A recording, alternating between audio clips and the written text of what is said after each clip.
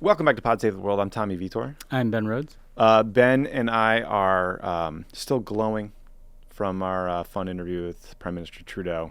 We're not really glowing. We're in the same clothes if you're watching this on video, though, because we're recording a mailbag You just episode. busted me because I took off my button-down shirt. Oh, well, I thought I was going to achieve the optical illusion that this is a different day, but it's not. Well, I screwed it up for you, buddy. We're recording a mailbag episode this week because Ben is going to be on the road in Copenhagen. Can I say that? Yeah. With, what's his face, that guy you're traveling with? The former president, Barack Obama. Jimmy Carter? Oh, yeah. Yeah, sure. It'd be quite the feat if Jimmy Carter was still traveling. It's funny that the entire world is coming here for this summit, and I'm leaving with a former, You zig when they zag, man. I'm like a retired, I guess that means I'm a retired guy. But, we got great questions from you guys. It's honestly, the mailbag episodes on these are always super fun. Yeah, these are good. Great questions. Ben, I would be remiss, though, if we didn't just start by quickly talking about the news that broke this week that Jared Kushner spent the final months of his time at the White House watching a masterclass, I believe, by James Patterson about how to write a book, way to close out strong, and that Ari Fleischer, former apologist for the Bush administration and the Iraq War, is now fronting a press event for the new Saudi government-funded golf league. I will say that this can be categorized as mailbag because I got more than one either tweets or Instagram messages saying, you guys got to talk about the Saudi Golf League. The Saudi Golf League. Yeah. The rumor is that Tiger Woods was offered $1 billion or something just short of $1 billion to do this, and he turned it down. Yeah, and Phil Mickelson got $150 million. That's the rumor for Phil. Ari Fleischer probably did for $150.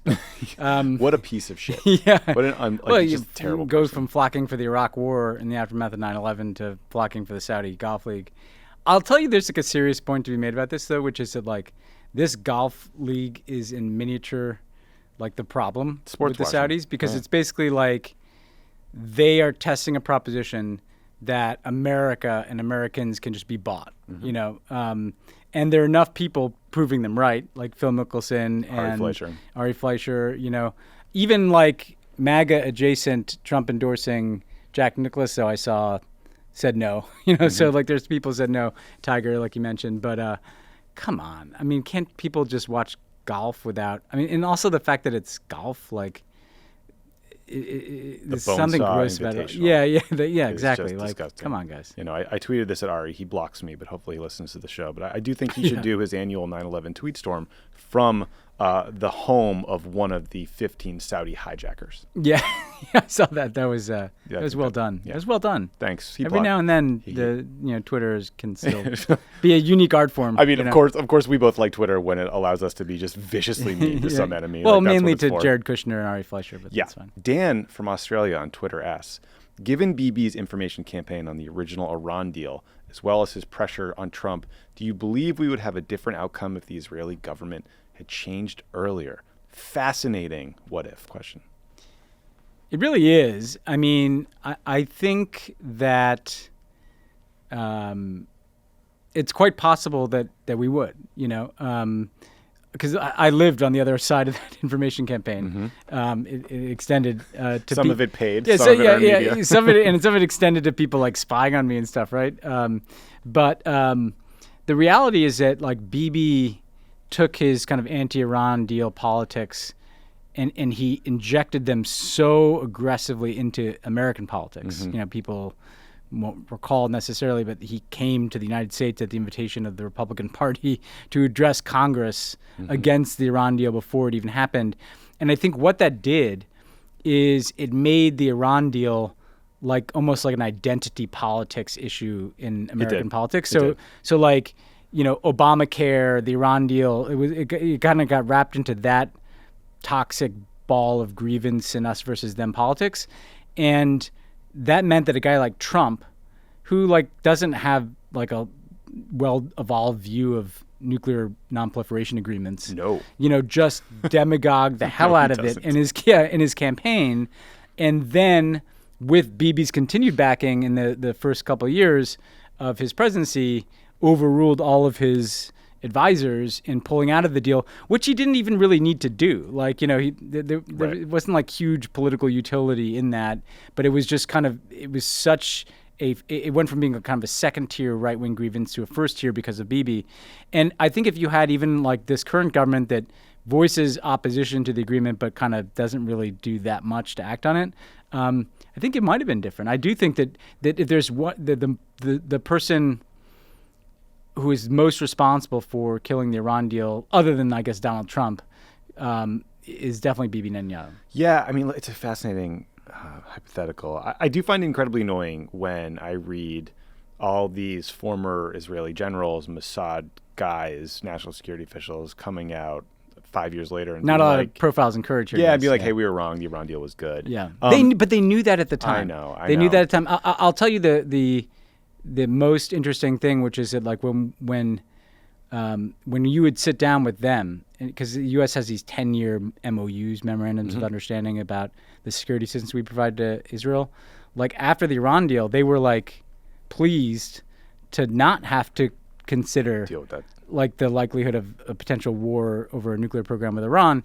And so like their working level security people were always in a different place than Bibi, which made this such a kind of a toxic performative issue. You know? Yeah, I mean, like you said, I think Bibi's lobbying mattered to Trump, but for purely political reasons. Yeah. I don't think Trump knows or cares about policy. He wanted to do the opposite of whatever Obama did, and that made his base happy. And so my bigger point on this is the people that know better and oppose the JCPOA should live in shame. I also think like tepid Democrats in the press who kind of like wouldn't really fully support it should really think about the situation we're in now and whether they want to have the guts to be for diplomacy in the future. The tepid Democrats were tepid in part because of Bibi being so vocal in American politics. Let's just be honest about that. Right. And you can tie it to other issues too, like that.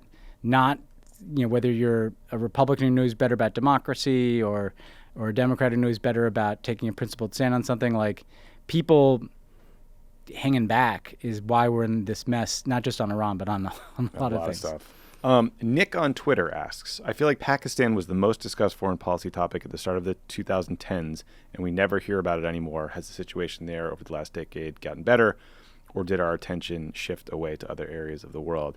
But I actually had a similar thought about this the other day. I think maybe because we were talking about the changeover in administrations. The problem has not gone away. Pakistan has nuclear weapons. There's terrorist groups running around the country. They are constantly teetering on becoming a theocratic government. They still view India as a mortal enemy. I mean, I think what obviously has changed is the war in Afghanistan is now over. The threat from extremist groups has metastasized, and we're not just talking about Al-Qaeda and the Fatah. We're talking about ISIS everywhere. But yeah, I mean, like Pakistan's in some real trouble. They're dealing with the impact of climate change. There's a polio outbreak that I was reading about just now. There's a fragile new prime minister and a recently ousted former prime minister who's like blaming America for getting pushed out. So the extremism problem hasn't gone away. Yeah. The nukes problem hasn't gone away. Yeah. Do you think this is Nick Shapiro on Twitter? I don't know. A friend of the pod, former CIA. I'll ask him. But it's a great question, because when you and I came into government, like Pakistan was like top of the list. Do you remember that in the Jefferson-Jackson dinner in Iowa in 2007, like this is the key political event. Language, yeah, the key political event of the Iowa caucus. Joe Biden gave a really long speech, and this is like you're supposed to distill your message in one speech, and it was principally about Pakistan, and it was about like how Pakistan is the most dangerous place in the world. It was true, right? Like the mixture of terrorism and nuclear weapons. You know what I'm talking about. What was the framing of it? It was like what he would have done on 9/11 or something. It was what would have Joe Biden done after 9/11, and a lot of third person. Like, but I digress. I mean, the point is that what's interesting about this is that none of those underlying dynamics, right? The presence of terrorist organizations, like a military intelligence, kind of deep state, for lack of a better way of putting it, that undermines democracy, support for the Taliban, right? Those problems didn't get solved, right? And they didn't necessarily improve that much. I think what happened is in the early Obama years, we made a run at that and kind of got nowhere, right? And so what ended up happening is the principal interest to the United States, like there's the thing that kind of enters into like first tier, you can't mess this up, you have to spend time on this, was that Al-Qaeda safe haven in Pakistan. And particularly between kind of 2009 and 2012, kind of the first Obama term, most of that safe haven was taken away. And then Osama bin Laden was killed. And I think in a lot of ways, if you look at American policy after the bin Laden operation, that first tier like threat to the American homeland pretty much went away. Because remember, even early in the bomb years, there were a bunch of terrorist plots that were uncovered. Times Square, car bomb from Pakistan. That went away. And even though the other threats remained, nuclear weapons, lack of democracy, support for the Taliban, those were like hard to dislodge. And now that doesn't mean it's any better. It just means that it's less in front of American politicians and the American public, because we're not as indirectly endangered. I think that the shame on all of us, like as with a bunch of other things we've talked about recently, is that Afghanistan is a manifestation to some extent of Pakistan's support for the Taliban. So in some ways, Pakistan is the dog that caught the car, in that now the Taliban is next door. Yes, absolutely right. Doug on Twitter asks, I assume Doug Emhoff, the second gentleman. Oh, I like this game, by the way. Give people last names. Have other countries been more successful in framing renewable energy as a national security issue, or national security interest? Sorry. What could the U.S. learn, and do you think it would help the U.S. quicken the transition? Great question. It is a great question, and I'm thinking about this, and there's been a lot of talk over the years, and a lot of work done. In the U.S., there have been reports issued by the Pentagon, the intelligence community, some of which we talked about, to make the national security case around climate change. You hear this in Europe and other places, and yet I couldn't really think of a country that has successfully kind of framed this issue through security. And people should let us know if there's something we're missing in Europe. But I'm not seeing it. The reality is, so like all the things we talk about that have a national security nexus, conflict, migration, political instability, these are all going to grow up exponentially because of climate change, right? And we're going to be living in a world in which national security is shaped by climate change. And so I do think that like part of this is, it's often like a messaging challenge, as it's described, like have generals go out and make the case on climate change, reach audiences that don't really care about, environmental issues by talking to them through this prism. That's all true. But I think the other thing that has to happen is governments need to reorient themselves to recognize that this is a national security challenge. And the U.S. government still hasn't done that. So just to give you one example, like John Kerry is a special envoy. It's still kind of like, and that's great, but it's still like there are these people over here who do climate change, and then there are these people over here who do diplomacy and national security. And so I'd like to see both the messaging point that this is framed around security, but also, frankly, the integration of climate change into the kind of bureaucracies of national security in countries around the world. Yeah, absolutely. And look at the really, truly unfortunate in the U.S. that this has gotten distorted by fossil fuel industry lies and their ability to buy off politicians, and now climate change is just fully tied into the culture war issue, right? Like Republicans think it's funny to like pretend the issue is AOC wanting to eliminate cows so they stop farting. I mean, it's just idiocy. This stuff is going to, like, can you imagine how that's going to age? What it's going to look like in 10, 20 years? Yeah. I mean, I think what it looks like now, but it's just a case that these issues that it gets at the question of what is national security, because if national security is like kind of the protection of people's lives, guns, climate, pandemics, these are much more dangerous to us than taking your shoes off at the airport. Taking your shoes off at the airport, or so I do think that the Democrats, and I'd welcome Republicans doing this too, like framing national security differently, not accepting the frame that national security is just like, it's a rack and stack of terrorism, wars, terrorism, support for Israel, national security is these other things too. Yeah, for sure. Noel on Twitter asks, what are your thoughts overall on nuclear power as a clean generation method? Do the risks, both real and perceived, outweigh the rewards, even with the impending climate crisis? On a global scale, do developments in fusion technology change anything? Great question. I am nowhere near smart enough to know what the reality is with fusion technology. I feel like every couple of years I read that we're on the cusp of something, Yeah. and then I read that no, we're nowhere close. I have no idea.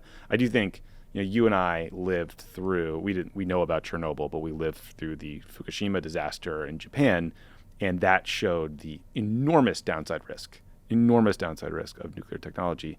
In the U.S. for a long time, like the climate movement, Environmental movement yeah. was anti-nuclear power. Yeah. Climate change has changed that. The stats are pretty stark. Nuclear power plants generate about a fifth of the electricity in the U.S. and about half of our carbon-free electricity. Nuclear plants in the U.S. are getting shut down because it's actually cheaper to get power from natural gas. So, would I prefer that all our power come from, solar panels and stuff? Absolutely. Do I think that's feasible today? Not even close. So I guess my position would be do not close down existing plants, keep investing in R&D to figure out how to make them safer and more efficient. But I think right now nuclear kind of has to be part of the answer. Yeah, this is a really interesting question, and again, I welcome listeners. Tell me why I'm wrong. Tell us why we're wrong. When I was in Glasgow, at the climate change summit, I talked to a bunch of people, and one of the things that kept coming up was this: like these emissions goals, the speed of transition that is required, is kind of like it's hard to see, absent some technological breakthrough that hasn't happened, that we're not aware of, or like a mass scaling up of the potential of like hydropower or something. Nuclear is the only way. It has to be a part of the equation here. And the couple of examples I'd give, one is Germany, right? So after Fukushima, Merkel decided to basically shut down Germany's nuclear power plants. That decision is part of what contributed to the building of these pipelines to bring in more oil and gas from Russia. Mm-hmm. So both increasing dependence on fossil fuels, climate issue, and increasing dependence on Russia. And that shows you kind of the danger of walking away from nuclear, at least before you have renewable alternatives to nuclear, right? That's one thing. The other thing is, and this is something I heard about in Glasgow, and not from the French, by the way. The French get a lot of their power from nuclear. And one of the things that is going to be required to allow the developing world to not rely on fossil fuels is to give them quicker and available sources of energy on a big scale. Yep. And nuclear plants are actually like an available option for that because, people know how to build them, people know how to get energy out of them, and that can be done on a timeline that is feasible for this transition. So again, there are environmental reasons to be concerned about nuclear power. There are security reasons. Storage of the waste. Yeah, storage of the waste. There are national security reasons, like are there proliferation risks with relying on nuclear. That said, I'm currently in a place where it's hard for me to see how we don't return to a global reliance to some extent, not like a whole extent. You obviously want those other renewables on nuclear. Chandru on Twitter asks, how can we take collective global action when at any given point about half the countries have right-leaning governments that do not prioritize climate? The Paris Accords were a decent starting point, but it's the bare minimum we can do. Fair. And, you heard, we talked to Justin Trudeau about this a bit. I mean, there's kind of a multi-track here approach. Like one is like elections, right? And trying to elect people who care about climate change. That should be taken as a given. And that requires, as Justin Trudeau said, like some either persuasion of people who aren't convinced on climate change or designing policies. Like he talked about designing his cap and trade to basically provide like a subsidy to individuals. You know, well, that certainly makes it more attractive. I think beyond that, though, we have to understand, and this is a really important thing for the climate movement generally, and this is something else I took away from the Glasgow experience where it kind of so underperformed people's expectations. And for a lot of reasons, here, even where you had a government committed to climate change, because Joe Manchin isn't, we are probably not going to spend the several $100 billion that was going to be a good down payment on transition. We have to accept that governments just are not going to do enough. You know, we have to keep pushing on that and trying to change that. But that means pressuring businesses, pressuring private sector, pressuring financial institutions, and people, understandably and rightly, I think, roll their eyes at these climate finance declarations that are made, trillions of dollars in finance for renewables, or when companies make these kind of vague promises to be carbon neutral by some year in the future, But it actually may be that activism needs to be directed at corporations and financial institutions as governments, so that we aren't just sitting back and waiting for governments to do the right thing here. Yeah. It's really about moving money into clean energy and out of fossil fuels as fast as possible. And then lastly, it's also about individual and consumer choices, right? Like, how are you powering your home, or like how much energy are you using, and so I think that there has to be kind of a whole of society approach taken to climate, so that you're not putting all your eggs in the government basket, frankly. So what it sounds like you're saying is that you are an investor in the company that the former CEO of WeWork started to put carbon credits on the blockchain. This dude, Adam Newman, raised $70 million, most of it from A16Z. Would you give more money to the WeWork guy, though? Probably not. It's not the first guy. Neither he or Jared Kushner is the guy that I would. That sounds like a nesting doll of scams. Yeah. Like give a bunch of money to invest. But no, I do think there is a real place for private sector investment, especially in big swing shit like fusion technology, right? Because I mean, a lot of those companies are going to fail. Yeah, I deeply, profoundly support government action. And as I said to Justin Trudeau, the government can accelerate climate changes in ways that nobody else can, because they can change the law and change the regulations. But even in this country, we could lose Congress and not have a shot at passing climate legislation for a while. Even if we pass it, we have this kind of right-wing reactionary Supreme Court that might strike down those laws. We just have to be working every lever we can pull here. Yeah. And these, we're going to be able to solve this with technological breakthroughs, is kind of a right-wing non-climate denying talking point. But that doesn't change the fact that pressing and pushing and pressuring in every direction that you can isn't still something that you have to do to hedge against government inaction. Yeah, and also just remember that, I don't want to make anyone feel bad here, but the U.S., historically speaking, is responsible for 1/3 of the total excess carbon ever released in the atmosphere through the Industrial Revolution. So I think our job here has to just be to lead and create economic incentives that make it easier for other countries to follow, and not make this just a collective action bottleneck where everyone whines if India doesn't do it and China doesn't do it, what's the point of us doing it? We have to. Yeah, we got to get off that mentality. It's also not binary. It's progress is progress. Will on Twitter wants to know, what are some of the issues, trends you don't focus on too much, but which you think are going to be front page issues in the next 3 to 5 years? Ben, do you have time to take an edible? No, man, I wish I did. Okay, well, anyway, just pretend you did. Here's mine. Okay. Artificial intelligence. I've been reading this book about AI. Yeah.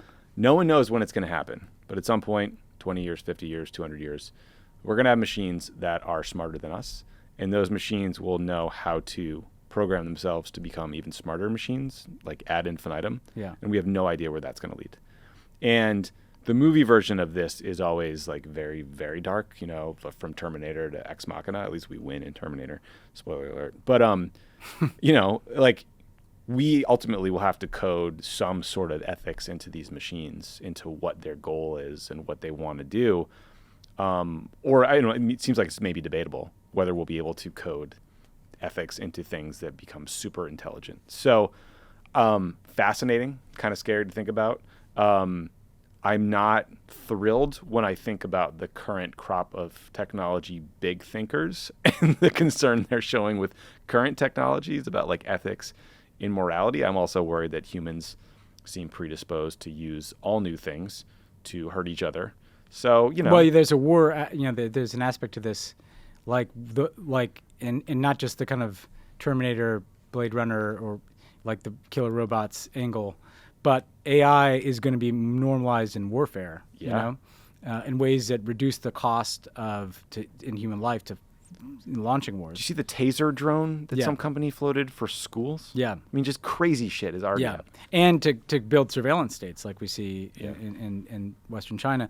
That's meta trend? Yeah, that's a good meta trend. I would say, because we talked about climate.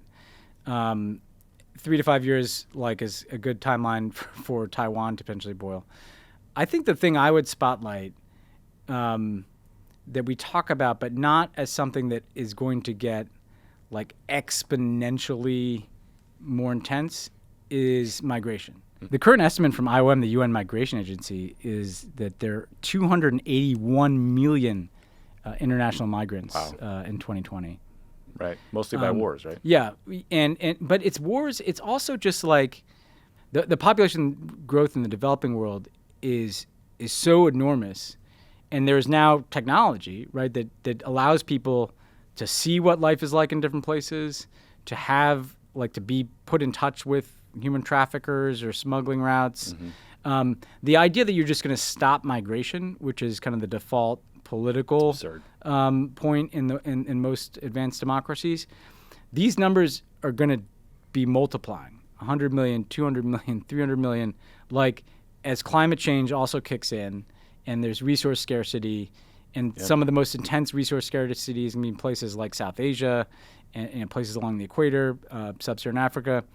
I just think that we don't have a system globally to manage migration flows. That system is already broken.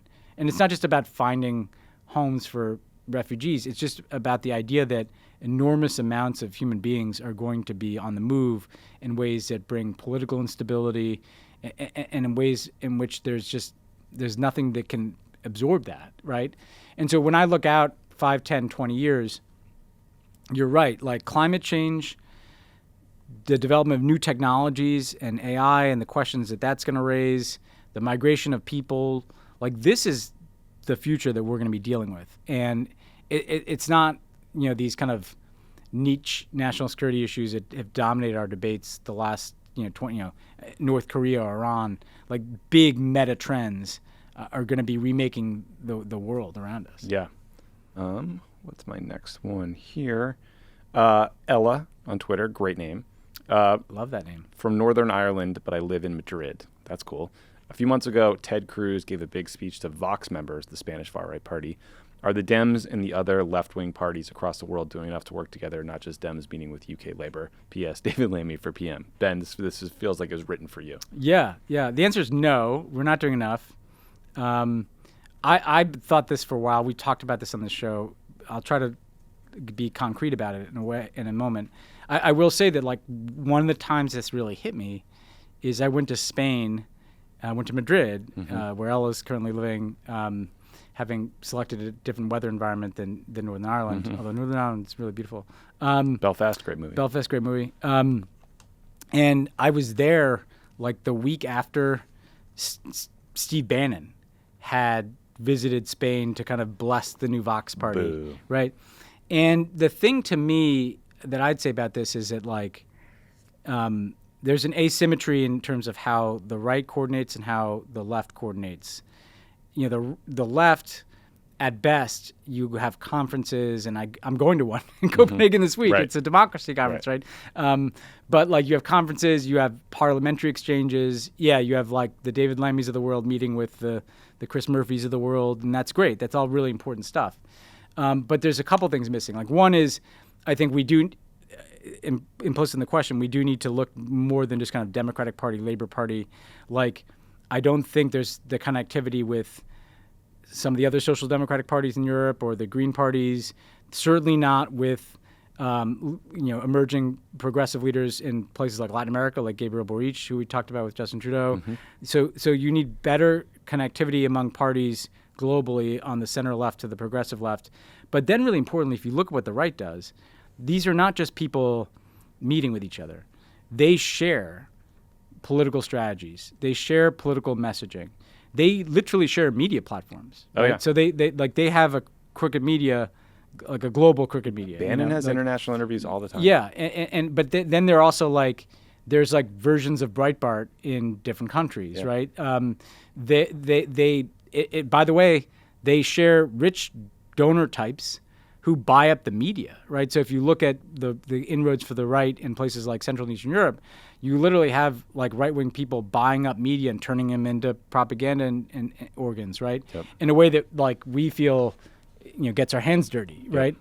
And so I think that the leap that needs to be taken is not just on the dialogue, but on literally the much more active coordination among progressives, people on the center left, in the media space, in the social media space, in the messaging space, in the ways in which political campaigns are run.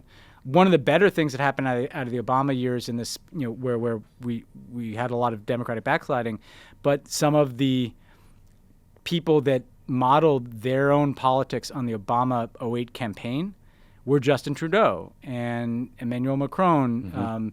And so like that was a toolbox. And it made me think like, we should have created a roadshow after the 2008 campaign to go teach people how to do that. Well, unfortunately, some of our consultants did, and they picked some bad horses from time to time. Yeah, and sometimes they weren't the right consultants, but we won't name any names. Everyone knows who we're thinking about. Yeah, sometimes they're the right ones, though. But so I just think it has to be like the toolkit has to be broadened here. Yeah, and I'd say this too. Like, I would like to see the U.S. administration be more willing to dabble in this, right?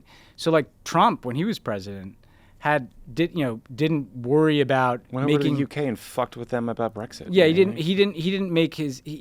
wasn't bashful at making his preferences known. Like I think it was difficult because of the war in Ukraine, obviously, but like, the U.S. government, the Biden administration, kind of, you didn't hear them put a thumb on the scale in the Hungary election. I mean, you have to. Sometimes it can help. Sometimes it can hurt. It can hurt, but I do just think that like we have an interest. If we have an interest in democracy succeeding, not in like, I'm not talking about like meddling in elections. I'm just talking about like building solidarity. Totally. Of course. And David Lammy would make a great prime minister. Prime minister. But we'll start as foreign minister. He's shadow foreign minister, so that's a. I just want Boris to go down. Be nice to not have to look at that guy. Glenn on Twitter, I assume Glenn Beck. Glenn Robinson? Glenn Greenwald, one of the Glens. Yeah. What would it take to make people care more about what's happening in Myanmar? It's a great question. Glenn, I would start by saying it would just take a lot of concerned people like you. Like the Save Darfur movement was an incredibly effective grassroots organization. I mean, there was some money behind it, but it was an amazing like grassroots organization. Coney 2012 was a deeply flawed effort to bring attention to an issue. But like, I just do think those sort of show that citizen activism can go a very, very long way. I mean, obviously, in the ideal world, you are not doing it, just from your laptop in California. You are like lifting up the stories and voices and opinions of people in Myanmar or the diaspora. But I mean, there's some space here for civil society. It's interesting, and I'm glad we got this question. I was talking to someone from the Myanmar opposition recently in kind of like a Zoom thing, and they were saying like it's obviously continued to be very bad there. The military is not like loosening its grip, but the opposition, there have been a substantial number of military defections. The point that she was making is that there's both the ongoing humanitarian and political catastrophe of this coup, but there's also an ongoing resistance that is very broad and deep. And in terms of the question, one example is actually the first time that people got America interested in Myanmar, when Aung San Suu Kyi was in prison. Burma was a pretty distant place, disconnected from like kind of core American national security interests. But there was this kind of interesting movement that built up around her, but also around rights in Burma generally, that included, a lot of civil society organizations, the Burmese diaspora, a lot of like there's a like faith-based organizations because there's left and right. There's too. Baptist, there's Baptist ethnic minorities there, and what those people did that was smart is they found champions in Congress, right, who took up this issue. By the way, bizarrely including Mitch McConnell, but that's a whole separate story. I know. It is weird that he has that whole history. Because even when something doesn't have broad public attention, if you have like tenacious champions in Congress, like that will keep this on the agenda, will keep sources of funding and oversight of the issue. And so it's about building that kind of broad civil society movement that keeps attention on something, that targets Congress to be involved. And it doesn't have to be every member, but just find those champions, that mobilizes diaspora populations who care about this. And frankly, like if there's a national security frame to this, Burma, I would argue, is at the nexus of a lot of things we care about: the democracy versus autocracy piece, China, and China's rising influence in the world, natural resources. There are like a lot of intersecting American priorities in Burma, and so I do think that like going back and looking at the playbook used in the 80s and 90s to pressure the Burmese government around Aung San Suu Kyi and political freedoms and treatment of ethnic minorities is important, but then also maintaining and building connectivity to the Burmese opposition, so that they are, they have lines into Washington and New York and Los Angeles and places that have influence in this country. That matters too. Free Tibet is another good example. Obviously, it was ultimately, they have not achieved their goal. And frankly, it's completely faded from the limelight. But again, there were massive concerts in the mid 90s. It was sort of like a cause celeb, literally. And, and one worth studying. This is a hard one, Ben. Jonathan on Twitter, if you could be nominated ambassador to any non-NATO, non-G20 country, which would it be and why? There's a lot of the nons here are hard. I'd say Vietnam. I thought you might say that. Yeah, and here's why. Like, it checks all my boxes, right? It's food. Let's face it, that's probably first. Amazing food. Right? Like, just amazing food. Important country, like really, like in it's an important country in really interesting ways. It's like right at the nexus of like the China-U.S. competition, right at the heart of this emerging region in Southeast Asia. Great travel options, right? So like if you're in Vietnam, you can hopscotch around Southeast Asia. You can see a part of the world that is fascinating and diverse and compelling with lots of good food. Yeah. Vietnamese people. Super friendly people. In my experience, like some of the very best people, as one of our former presidents would say. But like it's super like nice, charming, compelling. So I'd go with Vietnam. The history, like you have to wrestle with this very complicated history, try to overcome it.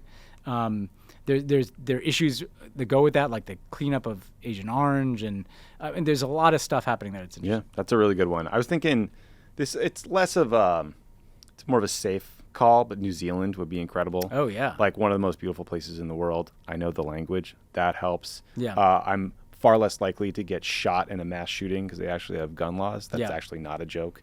You can scout out your zombie apocalypse property. Totally. I could probably meet Peter Jackson. There can't be that many people there. Amazing political leadership. Yeah. But Jacinda, I mean, again, not the most convenient place to travel from, but if there's another pandemic, like I feel like I'm good. Yeah.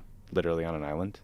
Yeah, that's a good one. Yeah, that's a good, that'd be on my top 5 for sure. This might be the easiest question we've ever gotten from Ben on Twitter. I'm not sure if it's you or Ben LeBolt. What's your favorite Pearl Jam album? I mean, how do you not say 10? I think I'm a little different than you. What do you got? I got Versus. I got VS. You like Versus better than 10? Yeah. Holy shit. Yeah. That's shocking to me. I look, I mean, we can all, 10 is obviously the thing that started it all. But if you want to look at, there's a development and like depth to the sound and lyrics and Verses that I like. The Obama party over the summer that everyone flipped out about for absolutely no reason, for COVID reasons. I found myself in the Porta John with Eddie Vedder after having had several cocktails, and I think I said something to him like, "Thank you for making all the music that defined my middle school and high school years."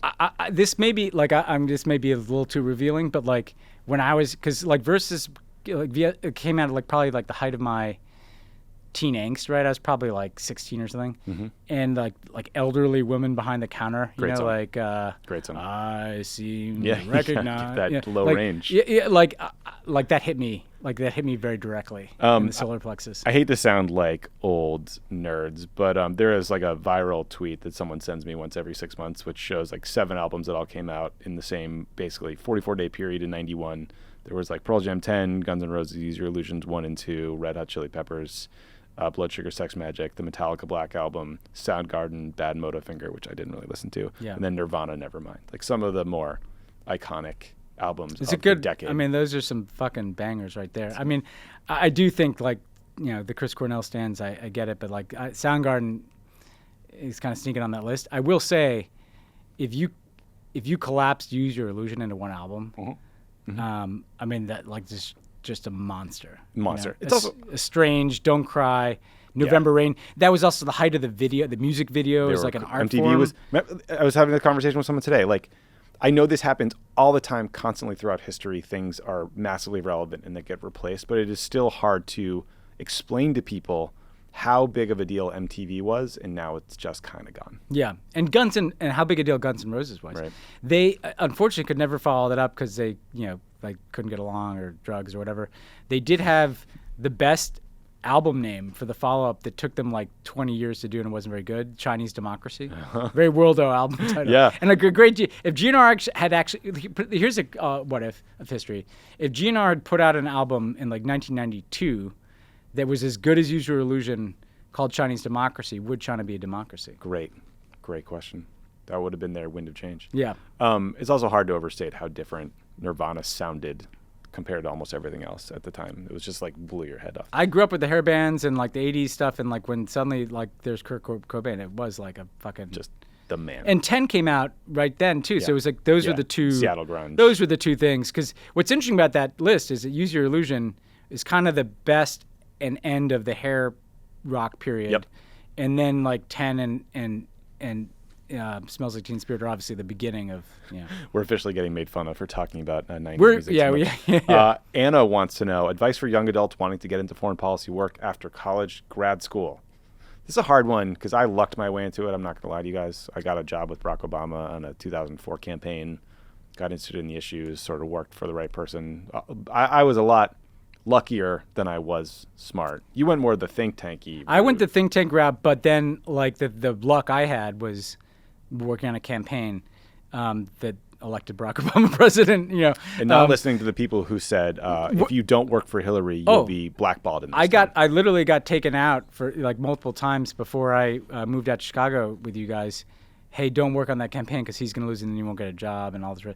I will say this, and like I have a lot of coffees with people, younger people, on this question, and what I say to them is like, there's actually a lot more. Number one, don't resume build, right?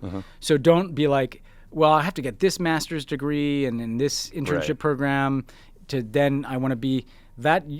If I had tried to do that, I actually never would have ended up in the White House.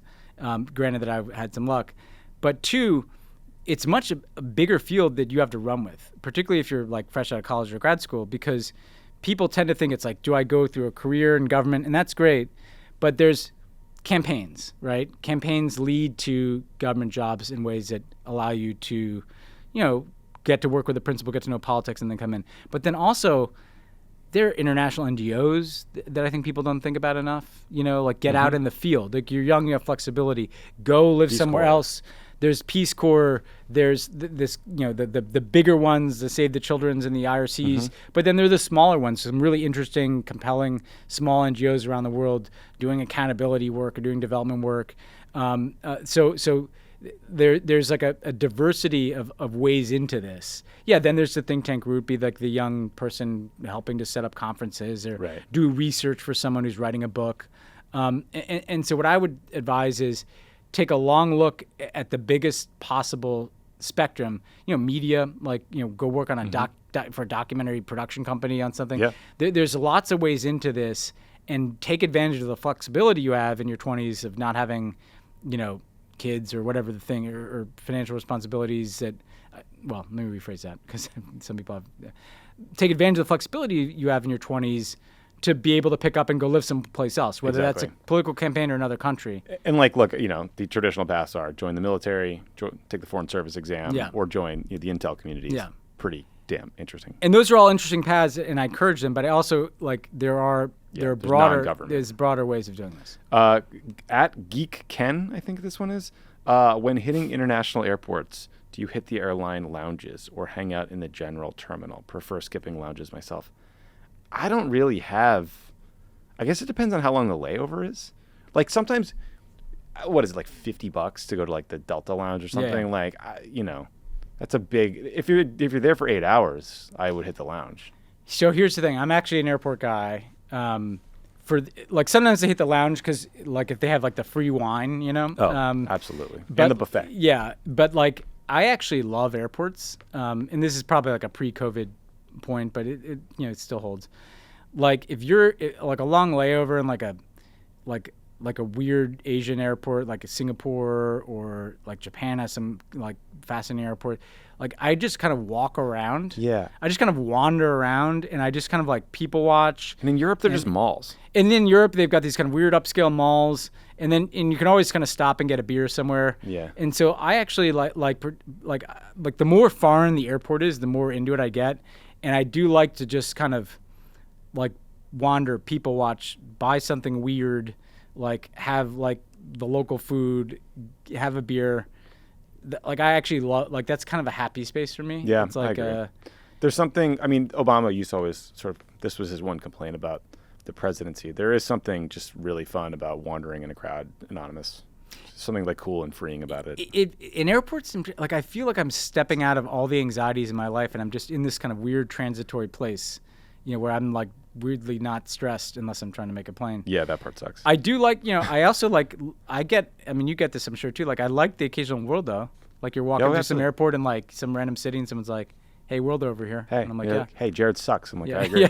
yeah. One time I was coming back from a trip in Europe and I left my laptop on a plane and then I crossed out of the Eurozone and I had to figure out how to get back in and it was a nightmare. So don't do that, is the answer. One time back when I was a smoker, I left my passport in one of those like weird... The lounges? Yeah.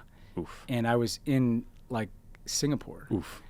And I could have been completely fucked. Like prison. Like, yeah, or yeah. And a very nice person like gave it to like the very nice person at the... I don't know if I can get arrested for even saying this, but like cane you. Yeah, yeah. No, there was just like, wow, like one of the big bullets in life I dodged. So That's a bad don't one. do that. Don't do that. Don't take your passport out of your pocket. I'm going to summarize this one for Andrew on Twitter. He's got some Republican friends. What is the 60-second pitch? What's the elevator pitch for why Democrats are better than Republicans on foreign policy? Well, I want to say we get into fewer wars. yeah, I was about to Then say I think like, about the ones Obama started in Iraq, and I think I need to caveat that a little more. well, we didn't start the one in Iraq. No. I'm saying Yeah. Libya. Libya. People. I'm thinking about what people are going to at me. I would, because like there's a couple ways to go on this, and I didn't workshop this before because it's good to kind of talk it through. Because like one way to do is like the Republicans got us into war in Iraq, full stop. That's, right? You know what I mean? And people say, well, Democrats voted for it. Well, we voted against it. No, too. the 5-second pitch is like the Iraq War Yes. is where Republican foreign policy led us, Yes. and it destroyed the world order, and it led to the rapid diminution of American influence, and the denigration of democracy promotion around the world, and here we are, right? So, like that may be the shortest one. I think the longer one is it actually, like Republicans have no foreign policy right now. They don't know whether they're hawks who like to get into wars or America firsters like Donald Trump. Mm-hmm. Democrats have a strong, steady, competent, reliable foreign policy that tries to keep America out of wars while keeping us safe and advocating for democratic values. And if you're a Republican who liked Ronald Reagan and the things he stood for, your party doesn't stand for that anymore. If you're a Democrat who didn't like the Iraq War, like we're the ones trying to prevent the next one.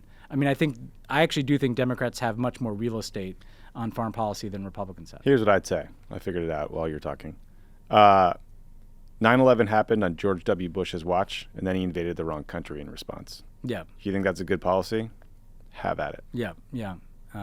But he's right. The elevator pitch point is a good one, and the elevator pitch for us in the Obama, I think we had a good one in 2008, which was essentially like Barack Obama opposed this war that never should have been Right. waged. He will Authorized or waged. Yeah. Hillary Clinton. Yeah, a little shot at Hillary. Yeah. He will wind down the wars focus on the terrorists that actually attacked us, and restore America's standing and support for democratic values around the world. It's good sell. And that was like a really good, tight pitch. Yeah. And the world's a little more, weirdly more complicated. It seemed complicated to them. But it's something like that combines like the critique with like the quick, because like if you want to be proud to be an American, if you want to be, and this is something I would say to kind of patriotic Republicans, if you want to be proud of your country on the world stage and stand for things on the world stage and have an example of setting a democratic example in this country that is relevant around the world, like the only option is to support Democrats. Like the rest of the world looks at Republicans as a party that's increasingly not trustworthy, not competent, and not supportive of democratic values. Certainly nationalist and not focused on the singular threat that the entire planet faces, which is climate change. There's that too, yeah. George wants to know, he says there's a lot going on in the world. Can you guys talk about the NBA Finals for 2 minutes before getting into the heavy stuff? This is tough because we're recording this on Wednesday, June 8th. It's going to go out a week from today. I don't know what we can say. We'll know the answer. We'll know the answer. Yeah, it'll be incredibly dated. But I will say, I mean, this is like my dream series. These two teams are just so fun and young and shoot the lights out when they want to. And everybody seems to be able to the Celtics turned it on in that game 1 fourth quarter in a way you rarely see a team do. And then Steve Kerr drew up some plan coming out of halftime, and the Warriors destroyed the Celtics in the third quarter of the second game in a way that's just like, I don't know, nobody else can do what Steph does and what Klay does when he's on, and it's a blast. Yeah, I guess what I'd say is like this series is like why I love the NBA, and I think it's doing the best of any of the major professional sports right now, because it has all the things I love about the NBA. It's got high wattage stars like Steph Curry. It's got really amazing young guys who are going to do huge things like Jason Tatum. It's got kind of weird mixes of different lineups, that these teams can run out. Mm-hmm. It's got like eccentric personalities like Draymond Green, Marcus Smart. It's got like politically active like coaches like Teams Steve coaches, Kerr. Yeah, and Ime Udoka. Yeah. Well, and it's got the international component. Yeah, we're doing Nigerian politics. Yeah. Cool. The international component of both players and coaches. So like, if you look at this series, it encompasses a lot of why the NBA is like, of all the leagues, the one that I feel like is in a groove right now. They definitely embraced these guys being themselves and saying what they want to say in a way that I think is like benefiting the league in the long run. Charlie Kirk can pretend he's turning off sports for the rest of his life. Clay Travis, all these guys can whine about it, but like they're all watching. The whole world's watching. Yeah, I don't think the NBA's like suffered because No. like some right wingers like to attack them over. Someone took a knee in 2017. This is a random one, Ben, from Caesar on Twitter. Ben, for the last World Cup, you told me at your book tour stop in Seattle that Argentina was going to go all the way. Whoa, some true? Some accountability from Caesar. Yeah, who were you rooting for this year, and who's going to win it all? That's some real accountability, because I was obviously not right about that. I'm rooting for the country of Qatar. I'm the big winner here. I like the English team. Interesting. Okay. The pander choice would have just been to say Ukraine. I don't even know if they're in. No, they are. They have to win one more qualifying match to get in. I think they beat Scotland, and I think they have to beat Wales. But England's got they almost won the Euro. They've got this young team, super interesting guys. One of these cups they're going to break through. Dude, the England's in the U.S. draw. Well, we could both get out of the draw. What side are you on? We could both get out of the draw. It's us, England, Iran, and Euro playoff. That's Ukraine. That's probably that's cool. So it's probably Ukraine. So I don't know. But I think I don't know. I'll tentatively go with England, but people shouldn't be taken. I'm no man in a blazer here. I know. I'm doing this limited series with Roger Bennett later this year. Yeah. One of the nicest human beings I've ever met. If you love soccer, you should listen to the Men in Blazers podcast. You should also read his book too, because the guy just born and raised in Liverpool, moved to the U.S., loves America more than any human being I know. That's when Republicans demagogue immigrants, it's always the immigrants who love this country more super than anybody patriotic you people. know. Super patriotic the zeal people. of the converted, right? Yeah. But we're going to talk a lot about the institution of FIFA sports washing, and how hard it is. Sports washing is fascinating. Yeah, well, it's I'm sure you feel the same way that I do about the NFL sometimes. I love football. I watch football every Sunday. I played football in high school. I can't not watch it. But there's some real moral qualms with the league, the way they make decisions, the way players are treated, the way injuries are not focused on, right? And so I think Roger has similar frustrations and feelings about FIFA, the international body, the decision making, the leaders, the bribes, the corruption. I have to tell you, like, this has actually started to really impact and this is not a virtue signal, I swear to God, but like the NFL, it's just something uncomfortable. Like Roger Goodell seems like a pretty gigantic tool. Horrible guy. Compared to Adam Silver, the runs the NBA. Concussion stuff but I'm like a basketball, baseball guy. I love football. I'll still watch it. So I get it. And like soccer, one of the challenges, I love it, but like it is hard to unpack the kind of web of international soccer, It is gross. Yeah. When you really, those guys were just like they were just handing out bags of cash in envelopes. Yeah. It was just brazen. Yeah. Yeah. Lisa on Twitter asked, what's a book maybe you read in high school or college that made you think you wanted to learn more about the world as opposed to the United States? It's a really hard question. That's a great question. I mean, I'd say as a starting point, that like doesn't directly answer the question, but to me, like I studied abroad, and it was like completely transformative to me because it was like. Where were you? I was in Paris, so that's cool. Yeah, like the you just ripping butts on the Seine. I was, man. It was good. Those are good times. Writing fiction. But I remember I was there during like I'm really dating myself. We can get some serious like. Let me guess. You were worried about Mad Cow. No, it was the Clinton impeachment. Oh, and cool. Okay. The French thought that was the funniest fucking thing in the world. Oh, really? They're like, "What are you talking about?" Like our president had like his, mistress at his funeral. Like, but like, I'm not saying I agreed with that because there's a lot of hair on the Clinton impeachment. Clinton's behavior is not aged well. Obviously. Yeah, the point I'm making is that like, seeing my country through a radically different perspective. Yeah. That's the thing. Was like, wait a second, I want to understand. Like, it was both getting to know a foreign place. But it was also like looking at where I was from the perspective of like a foreign lens, that to me was like, oh, this can change how I think about everything. Because it can change not just like, oh, I can learn about this other culture. It's also like I can look at my own culture from another window, Yeah, I had a very similar experience when I studied abroad. I was in Italy, mostly in Florence. We traveled everywhere. That's another good place. I visited some friends. I had that Euro pass and amazing. But this was like this was pre 9/11. This was right when the Eurozone was sort of about to be coming to fruition, so it was easy to get around. And also, look, the kind of the version of U.S. history that you and I were taught in school started in 1776. Yeah. And when I know that's obviously like very fucked up, but when you're in a country like Italy and you're running around and you're seeing, Roman ruins to, Renaissance artists, I mean, you just like the sweep of these places it and just the stretches. history that they're taught. It stretches your understanding of things. I think for me on the books front, it was usually novels. I remember, taking a lot of classes in like foreign literature in college, and I remember reading 100 Years of Solitude by Gabriel Marquez, and it was just like, like similarly to studying abroad, is like these people are just looking at the world in a totally different way that's super interesting, God, I wish I remembered more of the things I read in high school and college. Yeah. I don't know that I used my time that well. I was stretching my brain to remember a book, and then I remember a couple of those classes I took. It was good classes though. Great classes. Modern European literature, Terence Studi. Nice. Yeah. What's funny? Kenyon College is this little bastion of like insane liberalism in rural Ohio, but the political science department was like super right-wing, neocon, Leo Straussian, and I didn't really know it at the time. I think they were all probably big Bush supporters and whatnot, and I'm sure it like filtered in. It obviously didn't impact my views, but I took my political science classes at the Baker Institute at Rice. Nice. James A. Baker. Did he teach classes? No, he didn't. But like and I don't know that the faculty was particularly right wing, but like there was definitely like a presence of that Bush Baker.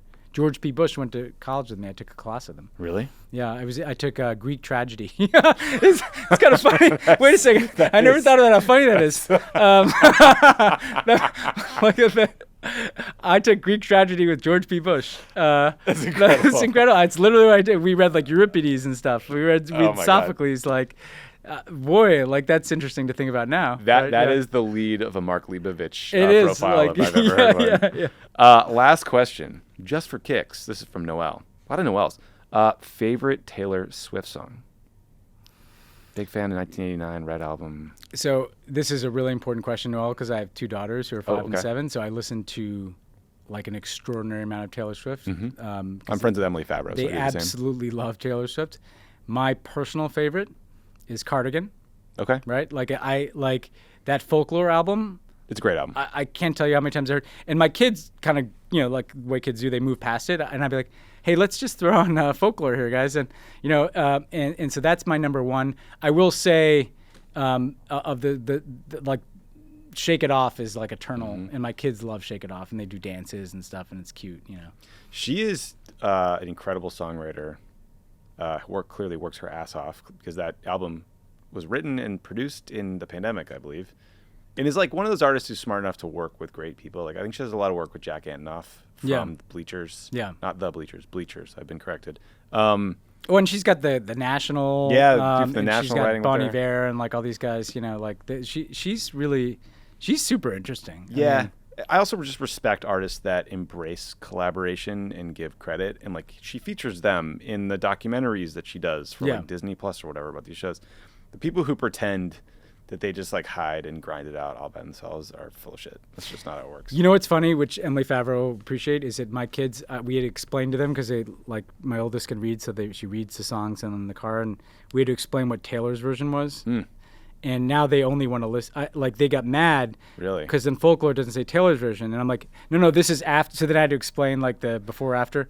I'm just gonna say, Tommy, like Taylor Swift, if you want to come on a podcast anytime, we want to ask about your personal life. Like we just want to know unless you want us to what you think about the world. And we had Justin Trudeau on. Yeah, we'll shit on Scooter Braun. Oh man, and Scooter Libby. Yeah.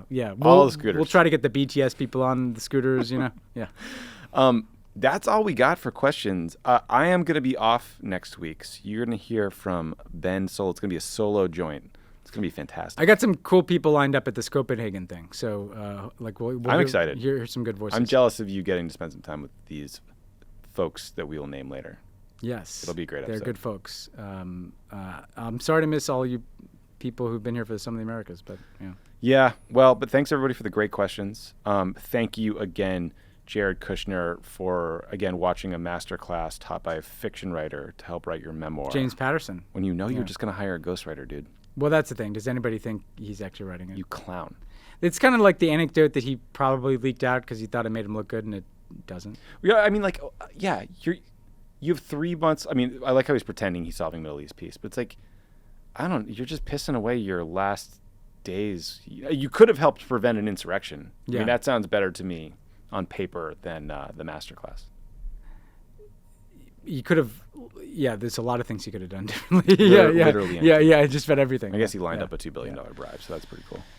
Yeah, is it really worth it though? We're all gonna die in the end. Like we are all gonna die in the end, whether we have $2 billion or not. And I'd like to have not, aligned myself with Mohammed bin Salman. Or married into a Trump family. Speaking of Greek tragedies. A lot of different choices. Yeah. Just a total full-on tragedy. Yeah. Gross. Yeah. Weird Oedipal stuff happened in there too. Anyway, that's all we got. I'll talk to you in 2 weeks. See ya.